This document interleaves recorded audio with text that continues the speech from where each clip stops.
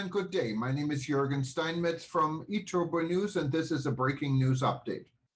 For more news updates and shows, please go to youtube.com/travel news group. youtube.com/travel news group. Here's our update. Malawi needs funds to bolster slow tourism recovery. People who live around Kasungu National Park depend on tourism and agriculture. The onset of the COVID-19 pandemic killed tourism and disrupted rural markets. It was a tragedy for many local people.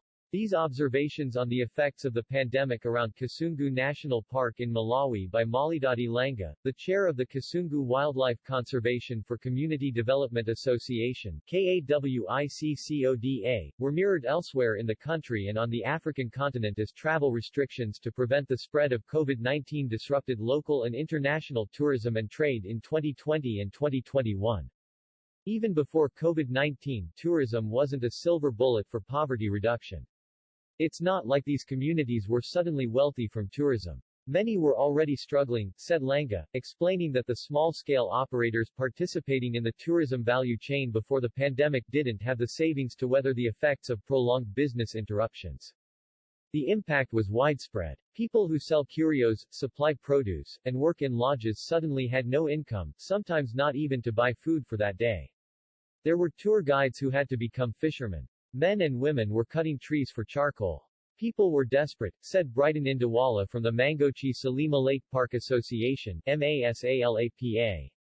The association helps manage the sharing of revenues generated by Lake Malawi National Park with communities living within the park boundaries. Eating Our Assets, Francoel Piri, managing director at Small Steps Adventure Tours in Malawi, said, "We almost collapsed as a business. From 10 staff, we were left with 3 guides who were only paid from activity to activity." His company also relied heavily on local freelance guides around Malawi, whom they trained and paid per tour, so that they could earn a living from the attractions they and their communities help protect. And wherever we went, we supported the communities by buying their food and produce. We also offered home stays in villages, where guests participate in life as it happens, and communities, especially women, can earn much-needed revenues.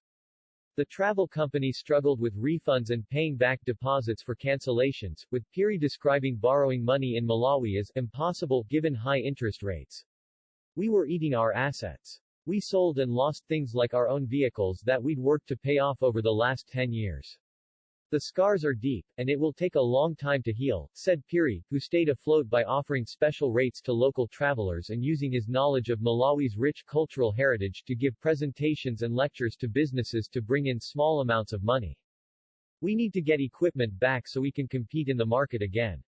Our only hope is for organizations that want to support SMEs. We are happy to pay back loans. We just need favorable terms," said Piri. COVID-19 impacts. In the decade before 2020, international tourism to Malawi was steadily increasing. In 2019, the total contribution of the travel and tourism sector to the country's GDP was 6.7%, and the sector provided close to 516,200 jobs.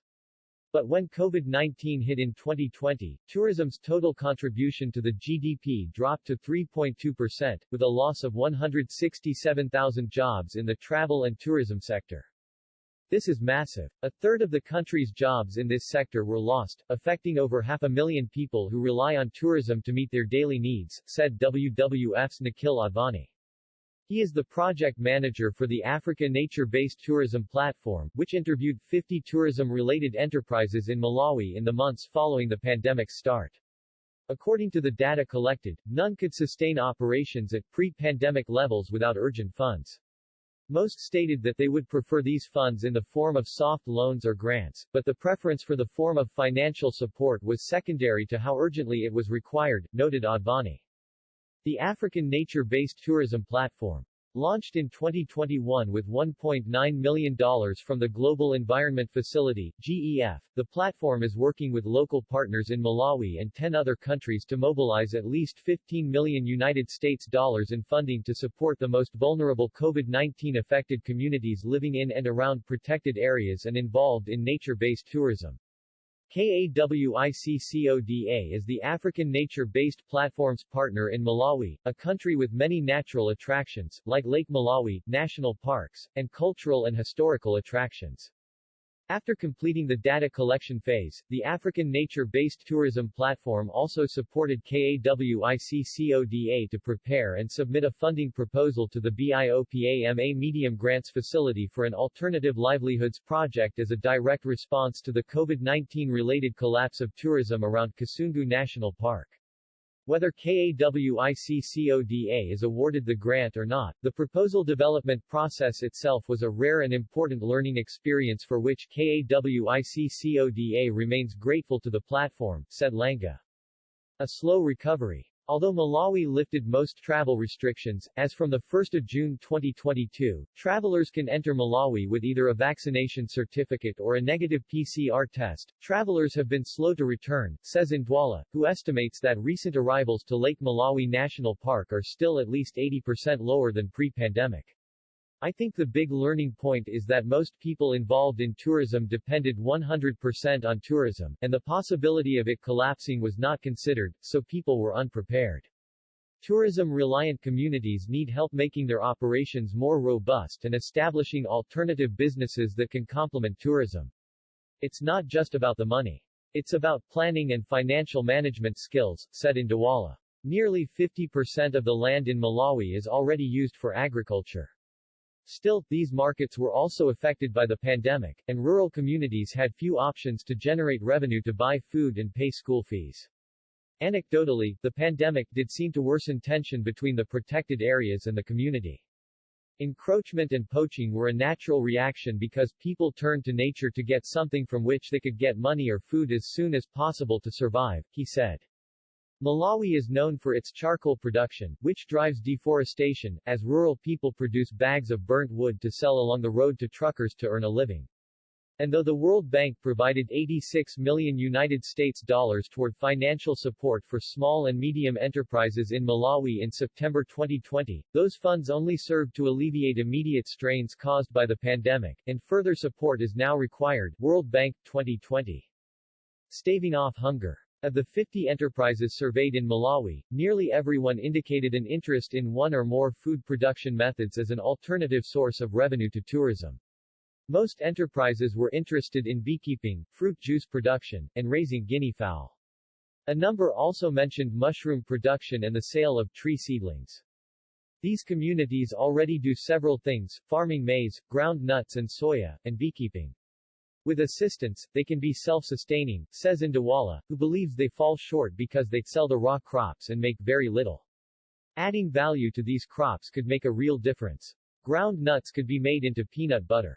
Soya can produce milk. According to Matthias Elisa, who worked as Community Extension Manager for Kasungu National Park during the pandemic, climate change is also affecting agriculture-reliant communities who are forced to either poach or encroach on the park to survive. With starvation a real threat to people living in remote and rural areas, he believes recovery efforts should focus on helping people to stand on their own. What we're trying to achieve with the African nature-based tourism platform is resilience to future shocks, be they from pandemics, or climate change or disasters of any nature, says Advani, who hopes that funders will see the potential in supporting the most vulnerable in livelihoods that are also good for nature. Empowering women. Women are especially vulnerable. According to a December 2021 World Bank publication on unlocking Malawi's economic growth by bridging the widening gender gaps in the labor workforce, around 59% of employed women and 44% of employed men are working in agriculture, which is the largest employment sector in Malawi. Fields managed by men produce an average of 25% higher yields than those managed by women. And female wage workers earn 64 cents 512 Malawi kwacha per every dollar, approximately equals 800 Malawi kwacha, earned by men. A presentation by Jessica Campagne Piri, Ph.D., from Lilongwe University of Agriculture and Natural Resources, and Joyce Njaloma, Ph.D., from World Agroforestry ICRAF, in Malawi, emphasized the need to diversify women's livelihood options. They were attending a side event at the NGO Forum of the Commission on the Status of Women, CSW 66, 2022, about empowering women in the green economic recovery from COVID-19. They noted that the gender gap in agricultural productivity is due to women having unequal use of land, lower access to farm labor and inferior access to improved agricultural inputs and technology. And that despite growing recognition of the differential vulnerabilities as well as the unique experiences and skills women and men bring to development and environmental sustainability efforts, women are still less able to cope with, and are more exposed to, the adverse effects of the changing climate and pandemics such as COVID-19. Rights-based recovery. The country's National Wildlife Act ensures people's rights to benefit from tourism and conservation. Lenga believes that with the proper support, including aggressive advocacy from community organizations like KAWICCODA, Malawian, including women, will find ways for community-based natural resource management to better their lives. As chairperson of the National CBNRM Forum, Lenga represents Malawi community-based natural resource management associations in the Southern Africa Community Leaders Network (CLN), which advocates for community rights. The first step is to get local communities empowered and defend the gains we have made in conservation in our protected areas, he said. This includes ensuring tourism revenues improve the well-being of local communities and promote local tourism in the domestic market while establishing complementary businesses that are nature-compatible. As well as revenue and benefit sharing, there are other challenges around human-wildlife conflict, access to resources within the parks, and approaches to law enforcement that also need to be addressed. Throughout Southern Africa, we now have a small window of opportunity for people to rethink their strategies and recapitalize their businesses. Thanks to initiatives like the African Nature-Based Tourism Platform, there is a feeling of hope that we can have something better than before with the right support. We shouldn't squander that, he says.